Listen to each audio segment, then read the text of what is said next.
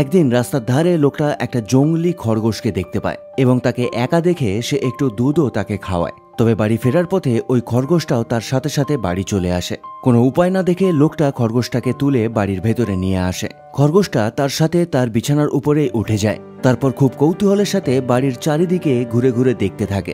এরপর প্রতিদিন লোকটার একটা কাজ হয়ে গেছিল খরগোশের সঙ্গে খেলা করার এবং তাকে বাইরে ঘুরতে নিয়ে যাওয়ার। তবে একটা কুকুরের সঙ্গে খেলতে খেলতে খরগোশটা এত মত্ত হয়ে যেত যে সে বাড়ি আসতেও ভুলে যেত। 1 মাস যেতে না যেতেই খরগোশটা অনেকটা বড় হয়ে যায় এবং লোকটার সঙ্গে খেলা করতে করতে সে জাম্প করে করে দেখাতো যে সে কত ভালো জাম্প করতে পারে। এই জন্য খরগোশটাকে কোম্পানি দেওয়ার জন্য লোকটা একটা খেলনা এনে দেয় তাকে। কিন্তু 3 মাস পরে খরগোশটা এত বড় হয়ে যায় যে লোকটা থেকেও বড় মনে হচ্ছিল। তবে এই জায়ান্ট খরগোশটাকেও লোকটা একটা বাচ্চার মতোই ভালোবাসতো। একে বাইরে খেলতেও নিয়ে যেত এবং পাড়া প্রতিবেশীকে দেখাতো যে খরগোশটা কত বড়। এদিকে খরগোশটাও যখন লোকটার সঙ্গে থাকতো খুবই শান্ত ভদ্র বাচ্চা